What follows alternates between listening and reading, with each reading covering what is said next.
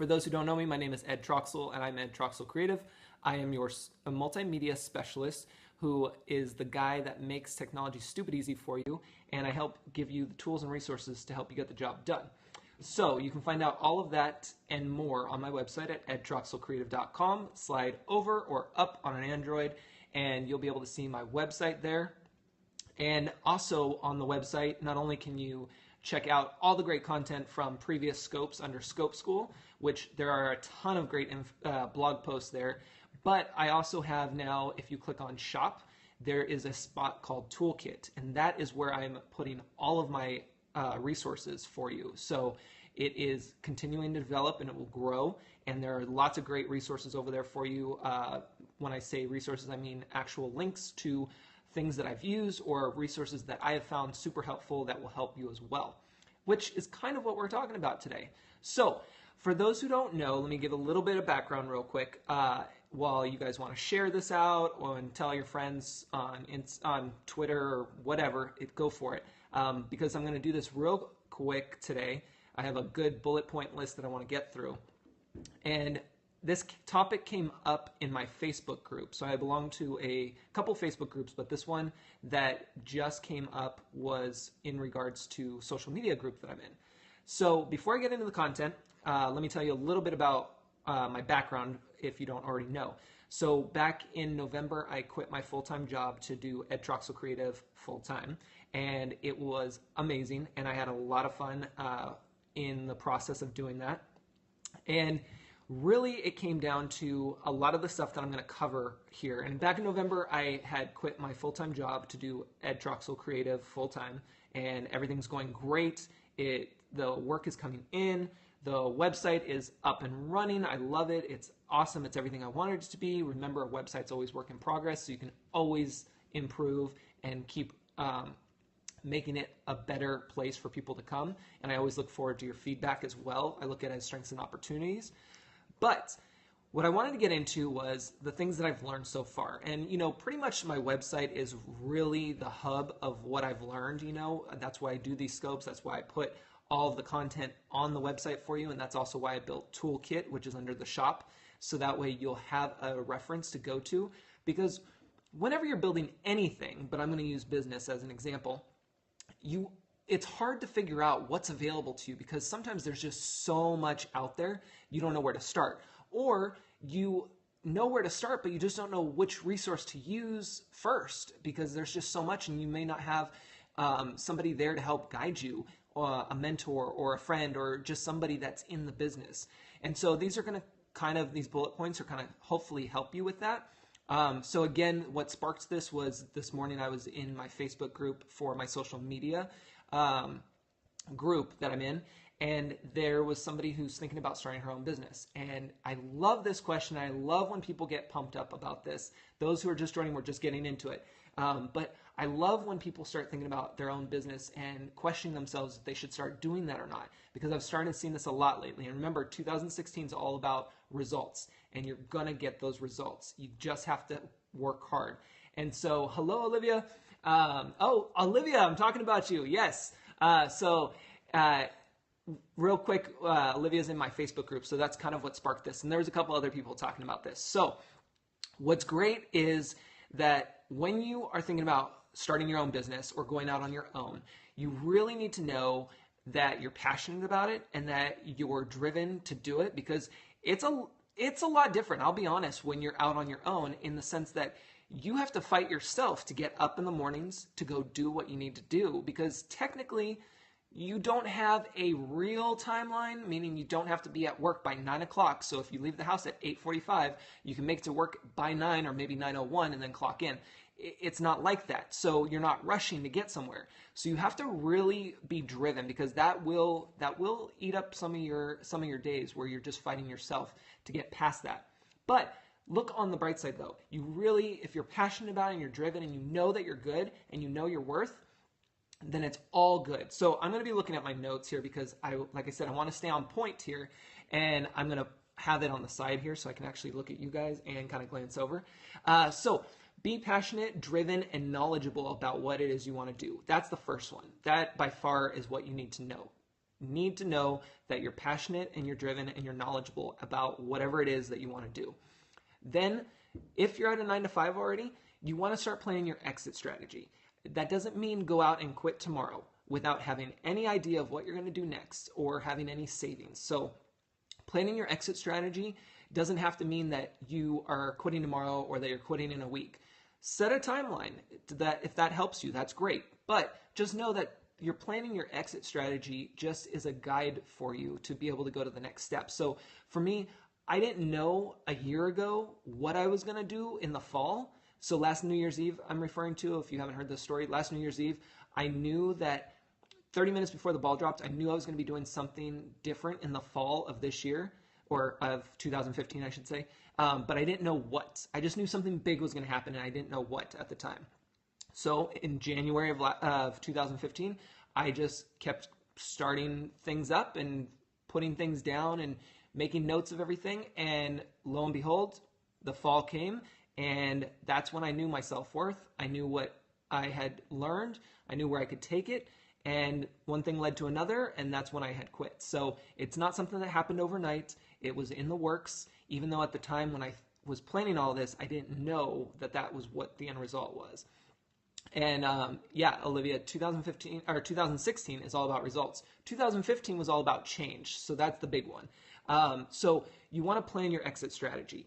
Make a note somewhere where you'll always see it and keep adding to it. I use Evernote. You guys know this. There's a link on my site. If you forget it later, go through, sign up for a free account, make notebooks. It's all digital notebooks. It's great for you to be able to do that. You can plan your exit strategy. And then these next few bullet points is what you'll be wanting to create notebooks as well. So plan your exit strategy is number one.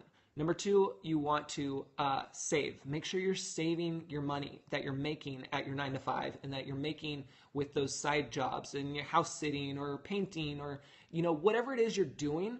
Don't offer up everything for free. You need to know that you need to get paid for your work. And that's including your 9 to 5, your side gigs, all of that. So know your worth and start saving your money. It doesn't have to be the whole paycheck, but you need to put everything you can away for that big job that you want to do, that job that you want to do yourself, starting your own business. The other thing you want to do is watch your spending, both before and after, especially after you start out on your own. You need to watch your spending. You need to note everything that you're doing and constantly look at your finances. I can't tell you how important that is. Have separate bank accounts for business and for personal use and for your taxes and things like that. You want to make sure that you really are as well planned out as you can, because being self-employed, you pay all your own taxes. Rough estimate, and you always can check with your state and everything like that, but rough estimate is about 15 to 20%. So lean on the higher one and be surprised later of having extra money rather than having to pay out. But you want to have a savings account where you can throw in that extra money because you want to make those quarterly payments so that way you don't get penalized or anything like that, and you don't have a big old lump sum at the end. I know I'm kind of getting ahead, but I want to make sure I give it to you while it's on my mind. So saving is important, and you want to make sure that you keep track of all your expenses. You also want to keep track of everything you're doing in terms of your research, your notes. If somebody is sending you, a contract for some side gig that you're doing, make note of that and keep that in mind, because you can always reference that later and see how you can create your own contract. There's so many templates out there and so many ways you can do this, so just keep that in mind. Save your receipts. So I hate saving paper. I use Evernote, and I have a notebook called 2015 receipts. Now I'm going to have one for 2016. Every time I get a actual physical copy receipt, I take a picture of it, scan it into Evernote, label it, boom, done, good to go until I have to go to the taxpayer or to my tax accountant and have her look at whatever receipts need to be taken care of. So big one, take a picture, save it in Evernote, you're good to go. Research. Google is your best friend besides me. So Google is where you're going to want to research. If you come up with a question or you have a thought and you can't figure out the answer right away, enter it into Google. Google it. You'll find a lot of information, and you don't need to go through all a billion pages. The first page is fine. Scan it, see what's available. If it's not quite what you're looking for, look towards the bottom of the page, and there'll be other suggestions on what you could ask, and that might help spark something. And then that way you have a little bit of idea of what you're looking for, and you've done a little bit of work in terms of research, because at the end of the day, you need to research. Research, research, research. And this is what I do all day long, so that's why I'm emphasizing on the research part. Then you also want to take notes of everything. Like I said, you're doing your research, you're taking notes. It doesn't matter if it's coming from Google or from email, whatever. You're making notes along the way. You want to also think of the BSQ method. If anybody remembers that, I talked about it. There's a blog post on it in Scope School. BSQ method is amazing. So this is think big, act small, and move quickly. So that's BSQ. Think big, act small, move quickly. And that is exactly what you want to be doing when you're planning your exit strategy. And you want to think, I mean, before I even left my job, I wanted to make sure that I knew what I was doing. And of course, I didn't have everything figured out, by the way. Let me just say that real quick. You're not going to have everything figured out. If you do, great, but it's going to change. And things develop sometimes very quickly, and sometimes they take a while, but they will develop, and then you'll start getting answers to your questions as time goes on. So just keep that in mind too. But as long as you have an idea of what you want and you're passionate and you're doing all of these other things, you'll be good to go. The great thing about the BSQ method for me is that I'm always thinking big, and I need to bring it in a little bit so that way I can work quickly at those small things to get to the bigger ones. So that's why I love the BSQ method, and definitely check that out on Scope School if you haven't seen that before, because that is really key there. You also, another big one, you have to talk to people. You have to ask questions. It is key to your success, because if you don't talk to people, how are they going to know about you? All of my clients right now are word of mouth, and people are taking the chance, and I say taking the chance because when you don't know somebody and you're giving them some work and you're trusting them with your information and paying them, that's taking a chance when you haven't met them before. All of my clients are referrals, and they're all word of mouth. It's fantastic, and that goes to show you what you're worth, right? And you know that you're good. And to be honest, that's the best way to go about it, instead of spending so much money on marketing and advertising and trying to do this and that or whatever. If you build it, they will come, and you just have to talk about it. You have to ask questions, and you have to be knowledgeable about it. Like I said, and passionate. As you can see, I am being passionate about this because this is what I love to do. And frankly, it feels great to be able to give this scope to you guys, because it's been a while since I've had some regular scoping, but it's good because I'm getting this right now. So word of mouth is huge. And then you want to ask those questions. Ask questions, because you won't know unless you find out, unless you ask. Even if it's a no, at least you ask the question and you feel better about the next time you ask. This also plays a part in this, is you're using social media right now. You're engaging with me by hearts, by conversation, or by the comments, by sharing this. You're even in the replay viewers. They're going to be watching this and hearting it up or sharing it on Twitter or talking about it even to a friend. So even if I have no idea that you shared this or talked to anybody about it, chances are if you're on here for even a second, you're still going to talk about it. So being able to talk about it and ask questions and share that information, engage with people. That's why it's important to join a meetup group or a Facebook group or a LinkedIn group. I'll be honest, Facebook is great for a lot of things. And these days, you know, a lot of us aren't really using Facebook like we used to. Our patterns have changed, and that's fine. But where Facebook, at least for me, comes into real play right now is the groups. The groups that I'm in are fantastic. They're great support groups. Questions get answered, and it is fantastic. So that's where it is for me on Facebook. So get in a Facebook group and a LinkedIn group for your industry and ask friends, family, all of that. Facebook groups are awesome. And again, you want to research, make notes, engage, and ask questions. All of those are key to your success. You like how I like key to that success? But that's really what you want to be able to do. And I can't tell you, like, once you're in it and you're doing that, it's good. And even if you're at the 9-to-5 job, you can still do a lot of this stuff. I mean, I did a lot of this stuff in terms of building my exit strategy, working on my website, thinking about how it was going to be laid out, and making connections, all this stuff. Still working 40 hours a week and then doing this on the side, which was probably another 20 or 40 hours, depending on however I laid it out, if you want to get technical about it. So you really do have to be passionate and driven about it. But finding those people by talking about it and doing that. And I've always been this way, by the way. I've always been a person who's a resource and who loves to research and share out information.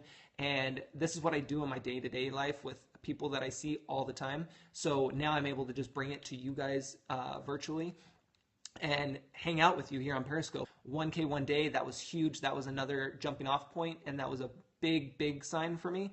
And so from there, that's when I knew that I could move to the other one. And I was cycle 1 for those who are in 1K one day. But what's awesome is that I knew while working, even before the 1K one day program, I knew that I work hard and I knew what I was worth, and I needed to move up to the next level, and I needed more because I was focused all the time on this stuff, on what I'm doing right now. And so I needed that extra stuff. So that's why I was able to confidently move on to the next stage of my life. And there's no regrets, and it's great. Like, everything up to this point is meant to be, and I've learned everything from each stage there so that I can now bring it to you. And going through the business here, it's fantastic. I'll probably do another scope later on about the EIN, but since I just did it and I'm passionate right now and I'm on a roll,